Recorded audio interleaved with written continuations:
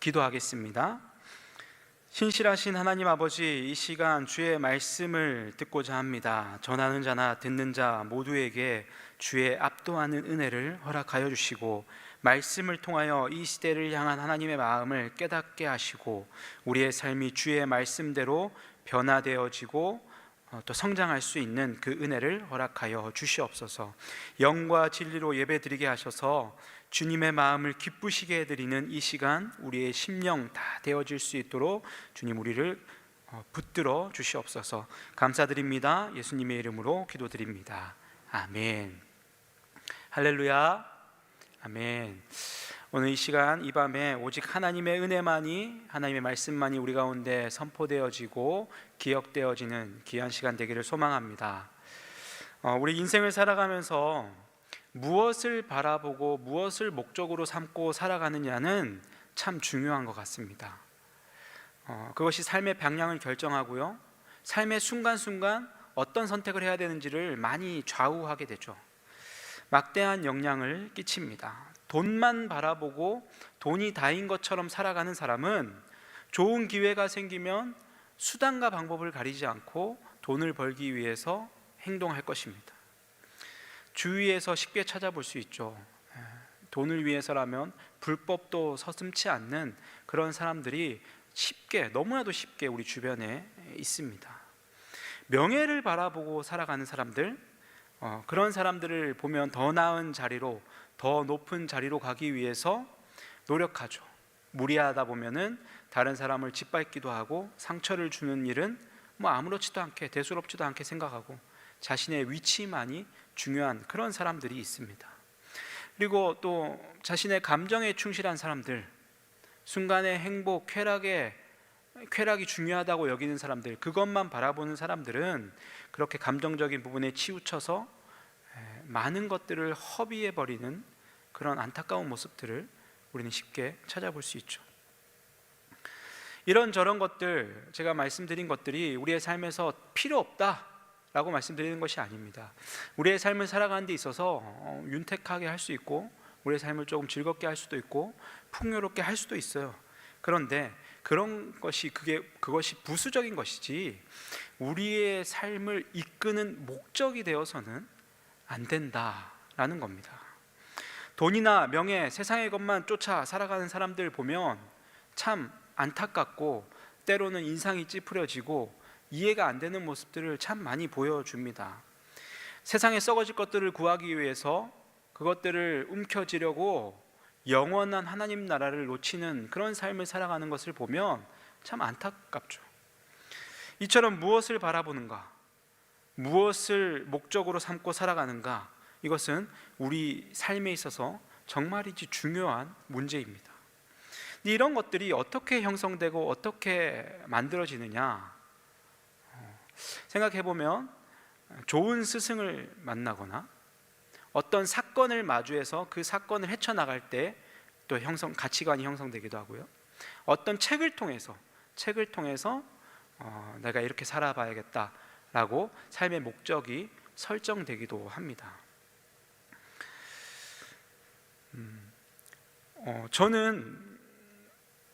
저는 여러분이 보시기에 참 부잣집 아들처럼, 그렇게 부잣집 아들이라고 하기엔 나이가 좀 많은데요, 제가 젊을 때는 이런 말이 통했는데, 어쨌든 많은 사람들이 저한테 참 고생 안 하고 자란 것 같다, 넉넉한 집안에서 잘 자란 것 같다, 온실속 화초처럼 고생 안 해본 것 같다 하면서 이런 얘기를 하는데, 저희 집이 그렇게 부유하지 않았거든요. 많이 가난했습니다. 가난했고 참 이런저런 일들이 집안에 많았는데, 그럴 때마다 이제 부모님께서 믿음으로 그 모든 일들을 잘 헤쳐나가셨고요, 열심히 일하셨는데 참 우리 집은 물질하고는 전혀 상관없는 그런 가정이었어요. 그래서 그런 어려움들 속에서 부모님은 최선을 다해서 또 기도로, 믿음으로 그 모든 일들을 헤쳐나가셨고, 그 이후에 제가 그냥 보면서 자랐는데, 목회자의 삶을 살다 보니까 물질적으로 부유하지 못하죠. 어려움이 있습니다. 그런데 돌아보니 그때 물질의 훈련을 참 잘 받았다라는 생각을 하게 되는 거예요. 가난한 건 불행이 아니라 그냥 단순히 불편함이라는 것을, 그저 불편하다라는 것을 몸소 부모님께 배웠던 시기가 있었습니다. 부모님이라는 좋은 스승을 만나서 물질에 대한 신앙적인 대처 방법을 잘 배웠던 것 같아요. 삶의 목적이 다른 사람들, 저보다 훨씬 잘 살았던 청년들 이렇게 만나보면 조그마한 어려움에도 쉽게 무너지고 좌절하고, 그래서 내가 돈 어떻게든 벌어서 내가 성공한다, 그런 악착같이 돈에만 집중하는 그런 친구들도 많이 봤거든요. 그런 의미에서 어떤 스승을 만나느냐, 어떤 경험을 경험하고 배우느냐, 어떤 책을 보고 깨달음을 얻느냐, 이것은 참으로 중요합니다. 사람뿐만 아니라 좋은 모임이 스승이 될 수 있고 여러 매체가 스승이 될 수 있죠. 요즘 젊은 친구들은 유 선생님에게 많이 의지하고 배웁니다. 유튜브에게 많이 의지하고 배우죠. 좋은 정보 많이 있는데 그 가운데 진짜 그냥 조회수를 올리기 위한 거짓 정보들이 더 많거든요. 우리가 잘 분별해야 되겠습니다. 유병원, 박옥수, 이요한, 권신찬, 이 네 사람은 디교기라는 이단 사상을 가진 그 스승을 잘못 만나서, 이 시대 유병원은 죽었다고 하지만 박옥수, 이요한, 권신찬, 이 시대 이단의 우두머리들로 활동하고 있는 자들이에요. 한 사람의 스승 밑에서 각기 다른 이단들이 형성되었습니다. 잘못된 스승을 만나서 잘못된 길로 가는 거죠. 그런가 하면 좋은 스승을 만나서 성공한 케이스들도 여럿 있죠. 박지성 선수 같은 경우는 히딩크라는 명장을 만나서 세계적인 축구 스타로 은퇴했고요. 성경에도 많이 있습니다. 모세와 여호수아, 엘리야와 엘리사, 그리고 예수님과 제자들, 이렇게 있죠. 누구를 만나느냐, 누군가와 대화하느냐, 누구가 무엇을 접하느냐, 이것은 우리의 인생에 있어서 너무나도 중요한 거예요. 여러분은 학창 시절에 여러분의 삶의 목적이 형성될 때 그것에 지대한 영향을 준 선생님이나 책이 있으십니까? 우리는 오늘 본문을 통해서 좋은 스승을 만난 자와 그렇지 못한 자를 한번 비교해 볼까 합니다. 좋은 스승을 만난 자는 무엇을 바라보고 사는지, 그렇지 못한 자는 또한 어떤 것을 바라보고 목적으로 삼고 살아가는지에 대해서 오늘 본문에 나오는 서로 다른 두 인생을 통해서 함께 살펴보려고 하는데요. 첫 번째 인생은 날 때부터 걸음을 걸을 수 없는 치명적인 장애를 가지고 태어난 자입니다. 걷지 못한다는 이유만으로 사람들에게 손가락질 당하며 비난과 조롱을 받았어요. 심지어 죄로 인해서 너가 저주받은 거야, 그래서 너가 장애로 태어난 거야 라는 끔찍한 소리를 들으며 그가 살았습니다. 그에게는 소망이 없어 보여요. 그에게 있어서 자그마한 삶의 목적과 소망이 있다면 사람들이 던져주는 동전 몇 푼, 자신의 그 동전 주머니에 땡그랑 소리 나는 그 소리, 그것이 그에게 있어서 희망이고 삶의 목적이었을 겁니다. 두 번째 인생은요, 그저 평범한 고기를 잡는 어부였어요. 부유하지 않았지만 열심히 살아갔습니다. 그런데 어느 날 평소 때와 다름없이 고기를 잡고 있는데 한 사람이 찾아와요. 그 사람이 바로 예수님이죠. 예수님께서 찾아오셔서 예수님이 그들을 불러주십니다. 그리고 그들은 고기를 낚는 어부에서 사람을 낚는 어부로 예수 그리스도의 제자가 된 거죠. 오늘 본문을 통해서 이 두 인생의 차이를 우리가 확연히 찾아볼 수 있습니다. 1절 2절 말씀인데요, 제가 읽어드립니다. 제9시 기도 시간에 베드로와 요한이 성전에 올라갈새 나면서 못 걷게 된 이를 사람들이 메고 오니 이는 성전에 들어가는 사람들에게 구걸하기 위하여 날마다 미문이라 하는 성전문에 두는 자라. 두 인생의 여러분 차이가 무엇입니까? 바로 삶의 이유, 삶의 목적, 목표가 달랐어요. 바라보는 것이 다르고 목적지가 다릅니다. 1절에 보면 베드로와 요한은 성전을 향한 삶을 살아가고 있어요. 당시 그리스도인들도 유대인들이 지켰던 하루에 3번 성전에서 기도하는 것 그대로 지켰습니다. 본문에서 말하는 제9시, 즉 오후 3시인데요, 오후 3시 하루의 일과로 한창일 그 시간에 베드로와 요한은 기도하기 위해서 성전을 향합니다. 하나님을 예배하기 위해서, 하나님을 만나기 위해서 성전을 향하는 삶을 살아가는 거예요. 저들의 삶의 목표가 무엇인지 우리가 확인할 수 있는 거죠. 하나님이 저들의 삶의 목표이고 목적입니다. 그러나 구걸 중인 이 걷지 못한 자, 그가 지금 앉아있는 장소만으로도 그가 무엇을 원하는지를 알 수 있는데, 그는 성전 미문에 앉아 있었다라고 성경이 기록하고 있어요. 성전 미문이라는 성전문에 두는 자라. 미문, 말 그대로 아름다운 문입니다. 예루살렘 동쪽에 위치해 있는 황금문이라고 불리는 화려한 문이고요, 예루살렘 성전 문 중에 가장 큰 문이고 가장 많은 사람들이 왕래하는 문이에요. 황금문, 미문입니다. 그리고 그 앞에서 무언가를 하루 종일 바라봐요. 무엇을 바라보는 거 아니? 사람들의 주머니, 사람들의 손, 그 손에서 동전이 내게로 떨어지느냐 안 떨어지느냐, 그것을 바라보는 거예요. 사람들이 뭐 던져주는 거 없나? 그 동전 몇 푼이 그에게 있어서 행복이고 삶의 이유고 목적이고 목표인 겁니다. 성전 안으로 향하는 삶이 아닌 성전 밖이 최종 목적지이고 그 밖에 머무는 인생이라는 거예요. 그런데 오늘날 이 세상에도 이 걷지 못하는 자와 같은 삶을 살아가는 자들이 참으로 많이 있습니다. 화려한 성전 미문에 주저앉아서 바라는 것이라고는 이 땅에 썩어질 것들, 매일매일 바라는 것이라고는 돈과 명예, 성공인 거예요. 그 앞에 굴복하며 그 앞에 목을 매며 살아가는 자들이 있습니다. 자신의 성공을 위해서라면, 자신의 부를 누리기 위해서라면 정직하지 않아도 된다고 이야기해요. 수단과 방법 중요하지 않다고 이야기합니다. 내 손에 돈이 들어오는 게 중요하다고 이야기합니다. 손해보지 말라고 이야기해요. 무조건 공부해서 좋은 대학 가라고 이야기하고 좋은 직장 가는 것이 성공한 것이라고 이야기합니다. 좋은 직장 가고 좋은 대학 가면 하나님의 축복이고 그렇지 않으면 하나님의 저주다, 뭐 이런 식으로 생각하는 사람들도 있어요. 그게 다가 아닌데 약육강식의 세상에서 다른 사람을 짓밟고 올라가라 라고 하는 거예요. 여러분, 세상은 그럴 수 있습니다. 세상은 하나님을 알지 못하니까 그럴 수 있어요.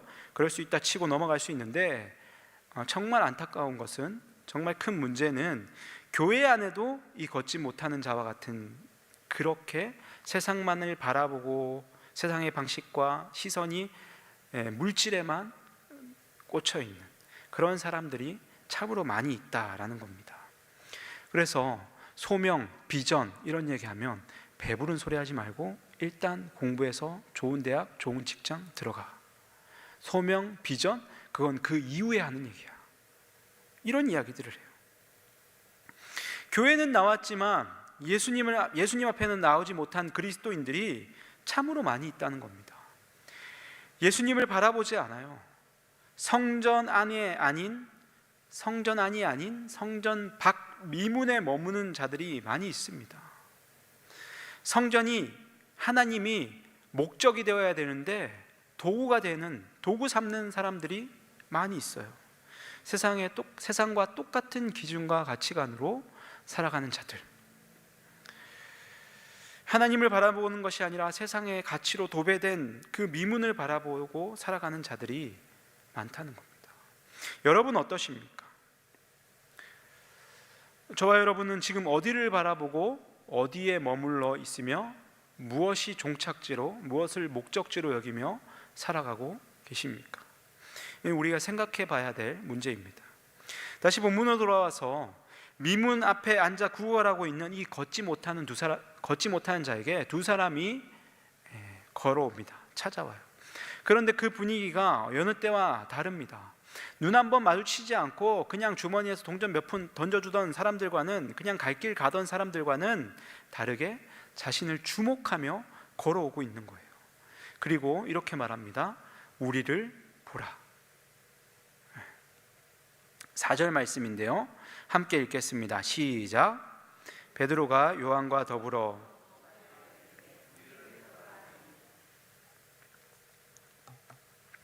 지금까지 아무도 이 나면서 걷지 못한 자를 주목하지 않았어요. 눈을 마주쳐주지 않았습니다. 그런데 지금 베드로와 요한이 그를 바라보고 주목하며 걸어오고 있어요. 그리고 이렇게 말해요. 우리를 보라. 저는 설교를 준비하면서 이 본문을 보면서 베드로와 요한이 우리를 보라, 굳이 성경에 우리를 보라 안 해도 되잖아요. 주목하여서 그에게 이렇게 말을 걸어도 되는데 우리를 보라라고 했단 말이죠. 이 우리를 보라라는 이 말씀에 대해서 깊이 묵상하게 됩니다. 우리를 보라. 과연 오늘날 교회가 세상을 향해서 우리를 보라 이야기하고 있는가? 그리고 우리를 보라 당당히 말할 수 있는가? 오늘 저와 여러분이, 수많은 그리스도인들이 세상을 향해, 죽어가는 저들을 향해, 세상에 썩어질 것들을 구하며 거기에 목적을 두고 있는 어리석은 저들을 향해서, 미문만 바라보는 자들을 향해서 우리를 보라 라고 자신 있게 말할 수 있는가? 우리를 보라 라고 얘기했으면 보여줄 게 있어야 되잖아요.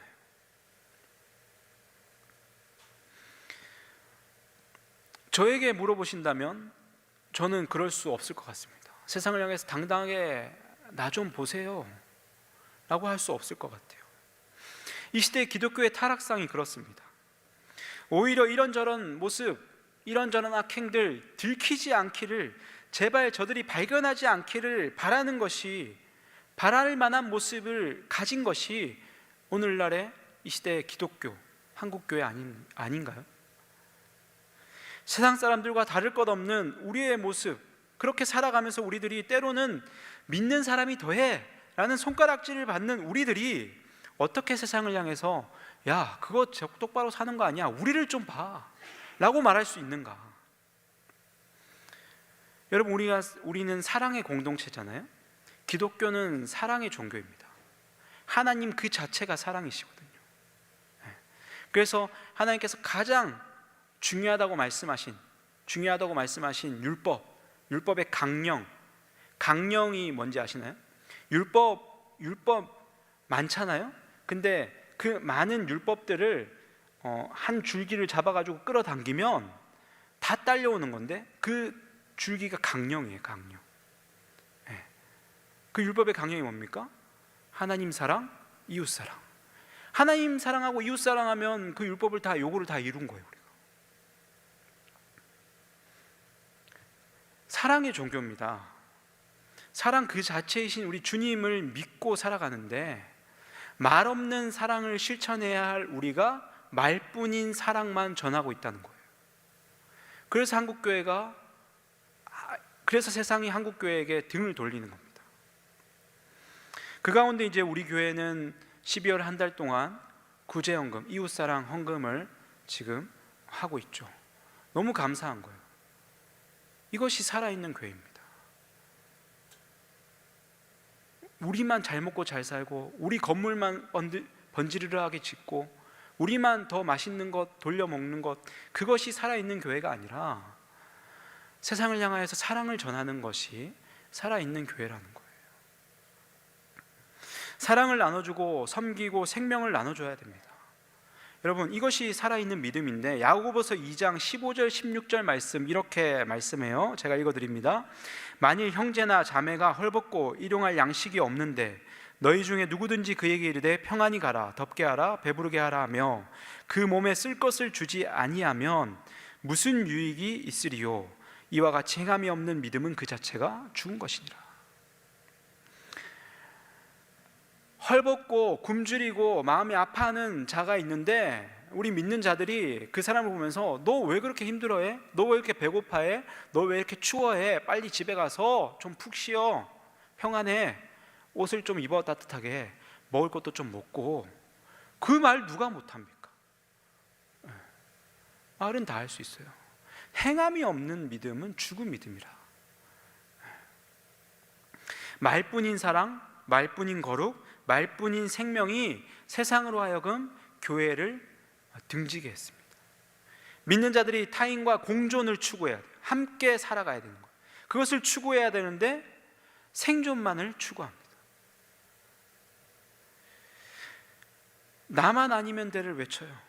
세상 안에 빛과 소금인 교회가 가득해야 되는데 그것이 하나님의 뜻인데요.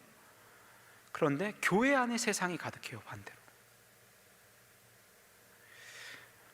제가 지금 한국 교회를 지적하는 것처럼 들릴 수 있으나 한국 교회는 건물이나 종교 단체가 아닙니다. 교회는 우리잖아요. 부름받은 저와 여러분이 교회입니다. 지금 저의 타락상을 이야기하는 거예요.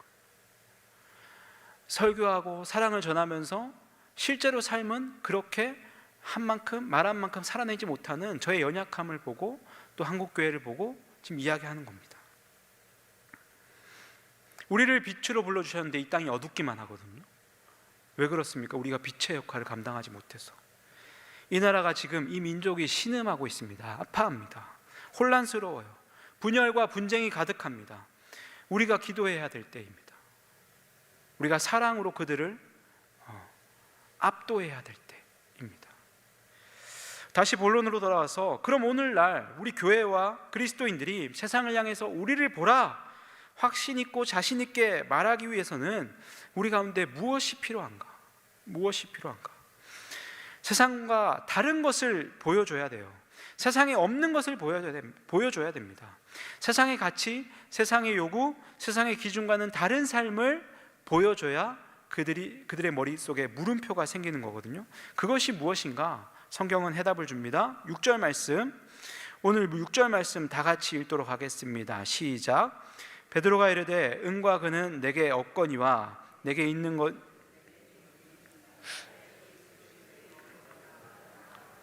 아멘. 은과 금을 내세우는 세상을 향해서 우리는 예수 그리스도를 내세워야 할 줄로 믿습니다. 은과 금이 기준이 되는 세상 앞에서 우리는 예수 그리스도, 그분의 말씀을 기준으로 내세워야 돼요. 세상이 은과 금을 쫓아 살아가며 우리에게 은과 금을 요구할 때라도 우리는 은과 금으로 저들을 대하거나 저들을 매료시키고 굴복시키는 것이 아니라 예수 그리스도를 통하여서, 그분의 사랑을 통하여서 저들을 굴복시키는 자들이어야 한다는 겁니다. 바로 이것이 세상을 향하여 교회와 그리스도인들이 보여야 하는 그런 모습인 줄로 믿습니다. 이것이 우리의 권세이고 이것이 우리에게 허락하신 하나님의 능력인 거예요. 본문에 나오는 이 두 종류의 인생 가운데 우리의 인생의 모양이, 우리의 삶의 모습이, 삶의 내용이 걷지 못하는 자와 같은 모습이 아니라 이 제자들과 같이 세상의 가치관이 아닌 예수 그리스도를 전할 수 있는 자가 되어야 되지 않겠습니까? 미문에 머무는 인생이 아니라 성전 안에 들어가 있는 인생, 하나님의 임재 안에 거하는 인생이 되어야 되지 않겠냐라는 거예요. 그렇다면 베드로와 요한이 어떻게 제자로서 이 은과 금을 쫓지 않고 예수 그리스도를 쫓을 수 있었는가? 단호하게 은과 금 그거 아무것도 아니야, 내게 있는 게 진짜인데 그거 줄게, 예수 그리스도. 어떻게 그렇게 담대하게 선포할 수 있었을까요?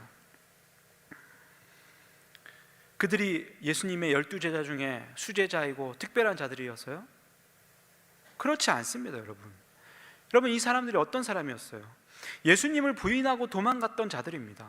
오병이어의 기적, 수많은 병자들을 고치시고 귀신을 내어 쫓으시는 그 현장 가운데 있었어요. 바다를 잠잠케 하시는 그 현장 가운데 있었습니다. 하늘의 크고 놀라운 비밀, 그거 가르치실 때 그 옆에서, 바로 옆에서 듣고 있었어요. 예수님 옆에서, 가장 옆에서 머물면서 그분의 기적과 이적을 보고 그분의 가르침을 들었습니다. 그랬음에도 불구하고 그들은 예수님을 로마의 압제로부터 자신들을 구원해 줄 이 현세의 군주로 여겼어요. 이스라엘의 강력한 왕이 될 것이라고 생각했습니다. 그래서 그분이 왕이 되면 높은 자리 하나 차지하려고 서로 시기하고 질투했던 제자들이에요. 하나는 좌편에, 하나는 우편에.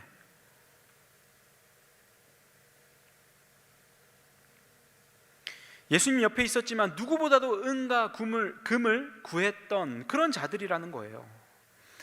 예수님이 잡히자 내가 꿈꿨던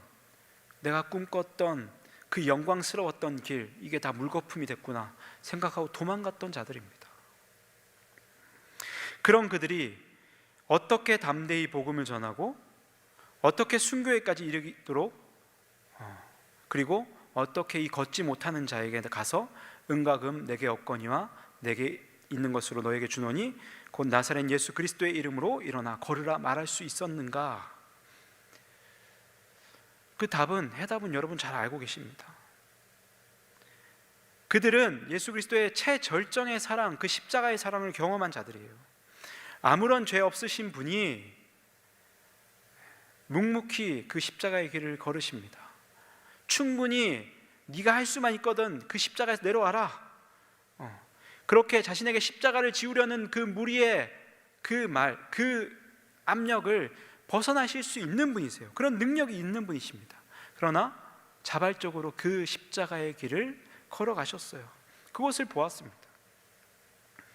그것으로 그치지 않고 다시 사셔서 부활의 첫 열매가 되어주셨습니다. 이 말인즉슨 이 땅이 다가 아니구나, 우리에게 부활이 있고 영생이 있구나 라는 것을 깨닫게 해주는 사건이에요.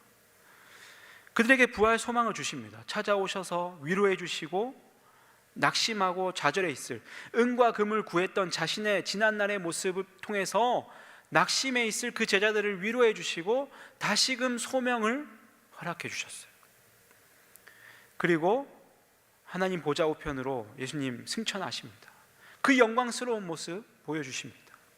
또한 성령을 선물로 주셨죠. 사도행전 1장 8절 말씀대로 성령을 받고 주의 권능으로 그들이 사역을 감당할 수 있게 된 겁니다. 그들은 좋은 스승을 만났고요, 예수로부터 좋은 복음을 들었고 보게 됐고 경험하게 되었고 결국 하늘을 바라보는 삶을 살아가게 된 겁니다. 그래서 그 걷지 못하는 자에게, 세상의 가치관을 구하는 그 자에게 담대하게 예수 그리스도를 전할 수 있었던 거예요. 너가 지금 바라보는 거, 너가 지금 목적으로 삼고 있는 그거 다가 아니야. 그거 사실 너한테 그렇게 필요하지 않아. 너에게 필요한 거 나한테 있는데 내가 줄게. 예수 그리스도. 그렇게 이야기하는 거예요. 지금 베드로가 외친 이 나사렛 예수 그리스도의 이름으로의 정확한 의미는 나사렛 예수 그리스도의 이름 안에서입니다. 그러니까 이 말을 할 수 있었던, 베드로가 이 말을 할 수 있었던 이유가 그가 예수 그리스도의 이름 안에 있었기 때문에 가능한 거예요. 여러분, 예수 그리스도의 이름 안에 있지 않고는 이 선포를 할 수가 없습니다. 예수 그리스도의 이름 안에 있는 자만이 생명을 전할 수 있는 줄로 믿습니다. 예수님을 스승으로 둔 제자의 삶은 이러한 삶이에요. 바라보는 것이 미문이 아닌 예수님이시고 또 성전 안의 삶을 살아가는 자들이에요. 예수님 안에 있는 베드로와 요한은 보았을 겁니다. 매번 성전을 향해서 기도하러 갈 때마다 이 안진뱅이를 보았을 거예요. 그런데 늘 지나치면서 볼품없고 미천하고 비참한 그 걷지 못하는 그 자의 인생을, 그 삶을 보는데 그 모습 안에서 자신의 모습을 발견하는 거죠. 그저 그런 인생, 볼품없는 인생, 어부의 인생에서 예수 그리스도의 제자로 변화된 자신의 모습. 여기 혹시 어부 계신가요? 어부의 인생이 볼품없다고 제가 말씀드렸는데, 어부라서 볼품없는 것이 아니라 예수님 모르는 인생은 그 어떤 직업, 그 어떤 지위를 가진들 다 볼품없는 인생입니다. 그저 세상의 가치와 요구에 따라 살아가던 자신, 그토록 사랑했던 그 예수님을 저주하고 부인했던 자신, 영적으로 완전히 주저앉았던 안진뱅이와 같은 자신을 다시 찾아오셔서 예수 그리스도의 이름 안으로 들어오게 해주신 그 예수님의 사랑을, 나의 스승 되신 그 예수님의 사랑을 발견하게 된 거예요. 그리고 자신이 받은 그 사랑을 걷지 못한 자에게 예수님의 이름으로 전하며 증거하며 제자된 삶을 산 것입니다. 정말 좋은 스승을 소개해 준 거예요. 올바른 가치관을 가질 수 있도록. 여러분, 동일합니다. 우리의 모습을 보십시오. 지금 우리의 위치는 어디입니까? 지금 우리는 무엇을 바라보고 무엇을 쫓아 그렇게 바삐 살아가고 계십니까? 혹시 미문에 앉아있는 모습으로 살고 계시진 않습니까? 우리가 구하는 것, 쫓아가는 것, 은과 금은 아닙니까? 아니면 예수님을 만나고 부르심을 받았지만 그분을 오해하고 머리로 계산하고 계시진 않습니까? 때때로 나의 목적 때문에 그분을 떠나고 그분에게부터 도망하고 그러고 살지는 않습니까?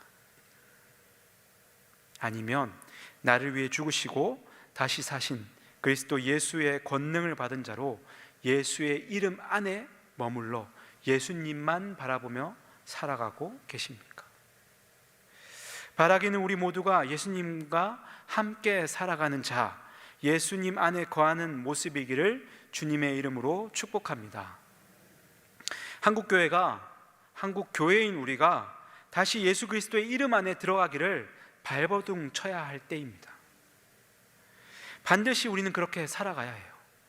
성전 곁에 주저앉아 썩어져 버릴 것, 그 은과 금을 구하던, 그래서 그렇게 살다가 허무하게 죽을 우리를 눈에 보이는 그저 화려하고 웅장한 하지만 그게 다인 그 미문 곁에 머물러 있던 우리를, 세상의 헛된 가치 앞에 무기력하게 무너져 있던, 주저앉아 있던 우리를 위해서 예수님은 십자가에 죽으셨습니다. 이제 그저 그런 인생으로 살지 말라고 우리에게 가르쳐 주셨고 복음을 전파하도록 또 우리를 세워주셨어요. 그것으로 끝나지 않으셨고요, 우리 주님 우리를 위해서 다시 사셨습니다. 부활의 첫 열매가 되어주셨습니다. 또한 제자들과 동일하게 성령을 선물로 주셨어요. 우리를 그와 같이 내버려 두지 않으시고 다시 오시겠다는 그 주님께서 성령님을 우리에게 보내주셨습니다. 미문에 앉아 구걸하던 우리의 인생을 부르셔서 일어나게 하시고 걷게 하시고 뛰게 하시고 성전 안으로 들어가게 하신 그 주님, 그래서 더 이상 세상을 바라보는 자들이 아니라 예수님을 바라보는 자들로 우리를 불러주셨다는 거예요. 사랑하는 성도 여러분, 예수 그리스도의 이름 안에 머무시기를 축복합니다. 예수의 이름 안에 머물기를 간구하며 발버둥 치는 저와 여러분이 되기를 또한 소망합니다. 그러한 삶을 살아갈 때에 비로소 우리는 세상을 향해 담대하게 당당하게 우리를 봐, 그거 다 아니야, 우리 좀 봐 라고 말할 수 있는 거거든요. 세상은 그런 우리를 통하여 예수 그리스도를 바라보게 될 것이고요, 사망의 그늘에 주저앉아 있던 자들이 일어나 뛰고 찬양하게 될 것입니다.